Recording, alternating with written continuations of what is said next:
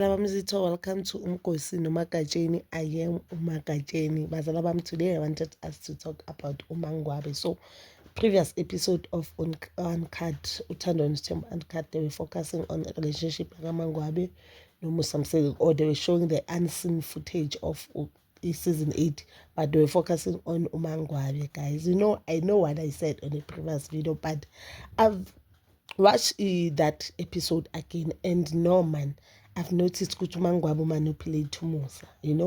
uMangwabe, I think, as much as I understand ukuthi i-reason yakhe ukuthi athi akasafuni uMusa, but I just feel like she is selfish. I'll tell you why. So on the end of the episode masayiphela, uMangwabe uthi, because the episode bokuye nomntanakhe uMawande, so uyasho ukuthi no, I hope uMusa uyakubona into ayenze enganeni, and ufile ngathi ingane zamusa they deserve ukuthi zambe therapy so that they can get someone abazokhuluma ngabo, ngoba indaba ka-number 5 iyaba affecta nabo. I really don't think ukuthi indaba ka-number 5 iyaba affecta abantwana, just that yena, I think umntana yakhe umfake kakhulu endabeni zabantu abadala, as much as umntwana abona what is happening ku TV, but why indaba ka-number 5 izo affecta yena I1 as young as she is.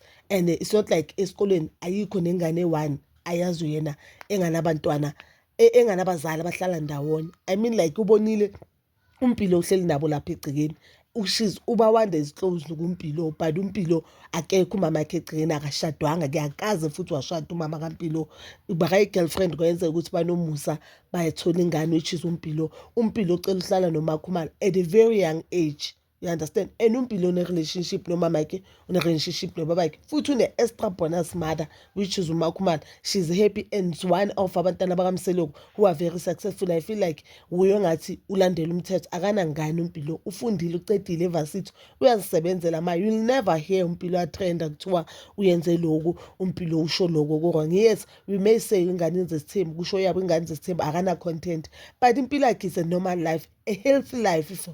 I-age yakhe, you understand, a healthy life. I don't think kukhona umzali uzothi yena akayifuni ingane efana noMpilo.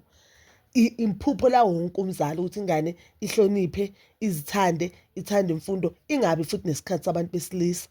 You understand? So I don't understand ukuthi why uMangwabe manje azogcizelela indaba ukuthi uMusa uyayibona into ayifaka enganeni. I feel like uyo ofaka ingane endabeni zabo. I'll tell you this. Umayeni once said akafuni unumber 5 ngoba akafuni ukuthi babuyele emuva. Kusho ukuthi yena uMangwabe wathi uMayeni wathatha isikhathi ukuthi amamukele. Up until today uMayeni uyambona ukuthi akakamamukeli kahle ukuthi ushade noMusa. uMusa kwenye clip waveza ukuthi uMayeni akathanda uMangwabe ngoba uMangwabe uhlala ngakibo uMayeni. uMangwabe bekazi ukuthi uMayeni uthandana noMusa, but yena waqoma uMusa futhi waze washada noMusa. uMayeni aloko amtshengisa ukuthi angikamukeli ukuthi uzoba unkosikazi wendoda yami, but wangena kunjalo, wangena yena angafuni esithenjini, wangena esithenjini angathandwa esithenjini, ngoba bake bathi banoMakhumalo beyithi umuntu wayebathanda uMasawule ongasekho emhlabeni. So uMayeni wabatshengisa ukuthi angikuthandi ukuthi ku-ed omunye unkosikazi la isithembini, angithandi ukuthi ube omunye wamakhosikazi wethu, but wangena, she forced, it seems like she forced ukuthi angene yena abo number 5. Futhi kahle kahle if yena athi uMasawule wandlula emhlabeni, yena sekamithile, sekahleli noMasawule, kusho ukuthi yena wangena sekawunumber, no, yes, sekawunumber 5 because unumber 4, sekawunumber 5 ngoba number 5 kusho ukuthi number 6 masibali Masawule. Kodwa wangena yena kuloko kunjalo, azange azazicabangela ingane zakaMayeni. Yena makangena esithembini uMpumulelo vele wayesekhona, azange acabanga ukuthi lento lempi ekhona endlini uMayeni njengoba angafuni even ingane zakhe zibavashele, uMayeni njengoba angafuni atshengisa nje ukuthi akamamukeli njengomnkosikazi kaMusa unumber 4. Yena wangena kuloko kunjalo, azange asacabangele uMpilo, azange acabangele umntana kaMayeni which is uMpumelelo, azange acabangele Lwandle, azange acabangele i-second born e-second born yakaMacele, which is ingane vele owazange acabangele uSineyo. Uvele wazitshela ukuthi no what, ngizongena la ekhaya ngichubeke ngishade nale ndoda ngoba indoda ithanda mina ngizohlala. Azange yena akucabange lokho, njengoba yena namhlanje uMusa mele sekafosta uMusa ukuthi acabangele ingane and abone umonakalo awuyenzayo enganeni, but yena the time angena zange azawucabanga umonakalo awuyenzayo enganeni kaMayeni. Okay, let me just focus kuMayeni just because the time yena angena unkosikazi oboniswa or esazi ukuthi wayengajabulelanga ukuthi kungena omunye unkosikazi esithembini uMayeni. So yena the time angena azange azawacabangela ama-feelings kaMayeni ukuthi okay, lo nkosikazi yatshengisa ukuthi akafuni umyeni wakhe athathe omunye umuntu. And ama-reasons kaMayeni they were very valid, they were so valid ukuthi already la ekhaya kunakuthula sibaningi siyi-4, bebayi-4. It was uMacele, uMayeni, uMacele, uMasawula, uMayeni, uMakhumalo.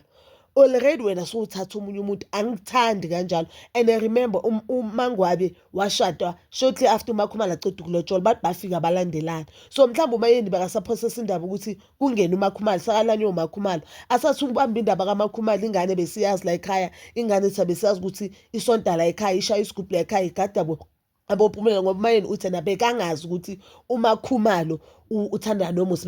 Bekazi ukuthi nje umuntu oza la ekhaya azogada ingane or azosiza enkonzweni ngoba wayekhonza noMusa. Asaphosesa le Briteyali, yena wangena azange azacabangela imizwa yakaMayeni, then azange azacabangela ingane zakaMayeni. But today yena umanipulate uMusa, udlala ikhadi elingadlala lokuthi cabangela ingane because uyazi ukuthi uMusa uthanda ingane zakhe. I feel like she's the one who use ingane kuyo yonke lento. As much as ngifeel ipain engane yakhe ukuthi kubhlungu ukuthi abazali bakho bahlukane, but ngifeel ngathi lo mntana ungene too much endabeni zabantu abadala, and uye kuphela ungene too much endabeni zabantu abadala. Okay, umama yakhe lokuthi uzohamba uyambona naye amaphutha kaMama yakhe ukuthi okay, umama hambisa unumber 5, wayangambuza simple question, mama wena uhambisa unumber 5 kodwa nawe unumber 4.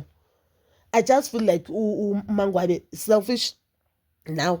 Yes, yena angabe makaphuma izathu zakhe zokuphuma makathi uMusa akahloniphanga isithembiso wasenza kimi, isithembiso sokuthi mina naye savumelana ukuthi ngizoba number 5. Singazi ukuthi bebavumelana ukuthi uzoba umfazi wokugcina ngoba kwenze njani. Singazi ukuthi uMusa wayemthembisa lokho, wayemthembisa ngamapha amabanga ngoba ngibonile ukuthi yena wayengasithandi isithembu, but uthando lamlidela ukuthi angene esithembini. And you cannot say usithanda isithembu kodwa uthandana nendoda enamakhosikazi ayi-3 or inamakhosikazi ayi-4 ngoba the time angena kuthiwa uMakhumalo wayengakalotshola. Already lo muntu unamakhosikazi ayi-3 awalobolile, unentombi, unentombi ayithembisa ukuthi uzoyilobola before. Now ukhona uthandana nomuntu onabantu abayi-4 obaziyo, then uthi awusifuni wena isithembu, ulenze inhliziyo. No, ngifile ngathi uMangwabi nje udlala ikhadi elingamelanga lidlale. And manje she's using abantwana ukuthi uMusa akhiphe unumber 5. Yes, I understand ukuthi uthi yena akanankinga no-number 5, but bakazothi kuMusa uyawubona umonakalo awuyenzayo kanjani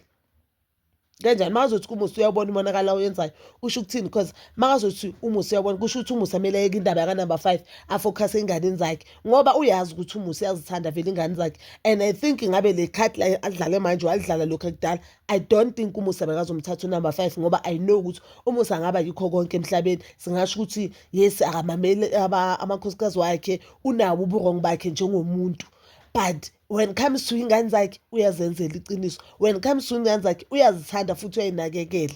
Let's just be honest. So bazalwane, so please do comment down below your thoughts, and please don't forget to like, subscribe, share, and hit that notification button. Ngithanda ukuya nokubuya.